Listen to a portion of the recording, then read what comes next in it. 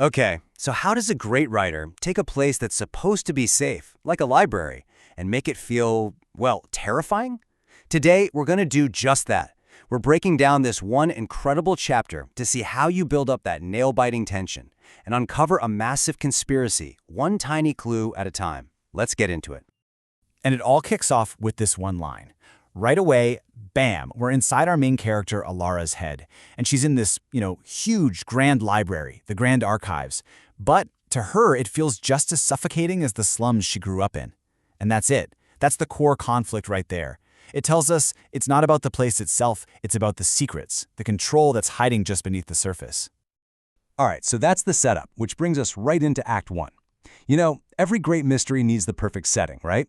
And here, the author doesn't just give us a library. Oh no, they give us a fortress, a place that's clearly hiding something really, really dangerous. Okay, check this out, because this is where it gets really interesting. You've got this stark contrast, right? On one side, the archives, we're talking pale marble, glittering glass, so quiet it literally swallows sound. And on the other, the Gutterways, just wet decay and rot. I mean, they're polar opposites. And yet, to Elara, they both feel oppressive.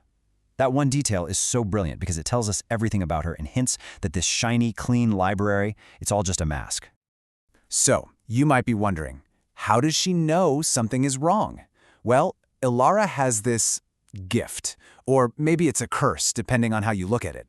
She can actually feel the echoes of magic, this taint that gets left behind after something intense happens. So even in this totally sterile, pristine place, she can feel it in her bones. Something violent went down here. And the way it's described, it's just perfect. It's not just bad magic. The author says it's like the smell of rot disguised by perfume. Wow! I mean, that's such a specific, sickly feeling, isn't it? It's the feeling of something awful being deliberately covered up. It's deceit you can practically smell, and it puts you, the reader, completely on edge. So, okay, if this taint is everywhere, where did the actual event happen? Where's the source? Well, Elara's senses are kind of like a magical compass, and they start pointing her and us in one very specific, very foreboding direction, toward this heavy, ruined door of the restricted section. The one place where knowledge is locked away because it's considered too dangerous. Okay, let's jump into Act 2, because this is where things start to escalate. We've got our location. Now, the investigation shifts to a person. And this is where all those little whispers start turning into real warnings. And man, the tension just starts to crank up. So we meet Lyra. She's the sister of the man who was murdered.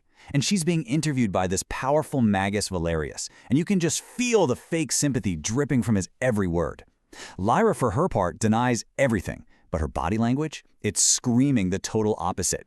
The book points out her knuckles are white. She's absolutely terrified, but there's a spark of defiance there, too. And then comes the key moment, the big clue. Valerius is pushing her, right? Asking about forbidden books. And as Lyra is denying it all, her eyes, they just dart over to the door of the restricted section for half a second. And that's it. That is the entire confession without her saying a single word. It's just a brilliant show-don't-tell moment that confirms everything we were suspecting. Now, Elara sees this, and she knows she has to move, like, right now. So in this super quick, super tense sequence, she pulls off this incredibly risky move. She accidentally brushes past Lyra's desk, and in that split second, she uses her power, pushing a thought right past these magical suppressor bracelets that are causing her pain, to send a secret message. The Gutterways, midnight. It's such a desperate gamble, and it just shows you how incredibly high the stakes are getting. And that one desperate act, it leads us straight into Act 3, the big reveal.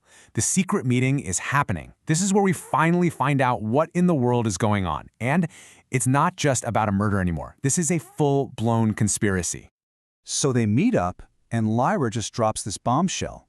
She says her brother wasn't just messing around with some forbidden book. No, he had found a lie, a fundamental lie, right at the very heart of their society, buried deep inside the archives. And here it is, the thing he died for. It's called the Silent Page. And it's a forbidden record that reveals the truth about the Council's magic. See, everyone thinks it's a gift, but it's not. It's a cage, a system designed from the ground up to control its users. I mean, think about that. That knowledge is enough to bring their entire world crashing down. And just as we're trying to wrap our heads around how massive this conspiracy is, Lyra gives the killers a name. A name that is just so chilling, so perfect for what they do. The Hushed Men. Their entire job is to enforce silence. And speak of the devil, right on cue, the climax kicks off. The tone just shifts on a dime. That quiet, tense reveal is over, and the trap, the one that was being set from the very beginning, is finally sprung. And this first line from the villain, it's just ice cold. A new voice just cuts through the darkness, totally calm, almost mocking. A poetic, if dramatic, name. The Hushed Man. He's been there, listening, the entire time. This wasn't a secret meeting at all. They walked right into an ambush. And what an entrance he makes. I mean, this is not just some other mage. His robes are described as drinking the light. His eyes are the color of a dead sky. And his magic, it's an absolute void. A nothingness so powerful that it makes Elara's magical suppressors flare up with pain just from him being nearby. This is a whole different level of threat. And then comes the final, cruel twist. The villain lays out his logic with this chilling clarity. He says, "The girl has served her purpose. She led us to the loose thread. Lyra was never the target tonight. She was bait." The whole thing, the interrogation, the fear, the secret meeting, it was all a setup to smoke out the real threat. Elara, the loose thread he's now found. And then, the final line. "And now we will cut it." And there it is. The final, horrifying pronouncement. No more games, no more secrets. Just a simple, direct death threat. The hunt is officially over, and our heroes are cornered and marked for death. And that's where the chapter and our breakdown ends. Just bam. A perfect cliffhanger. It leaves us with this heart-pounding question, what happens next? And it forces you to really think about the terrifying power of the forces Elara just ran into. It is an absolute masterclass in building suspense, and it leaves you completely desperate to turn that page.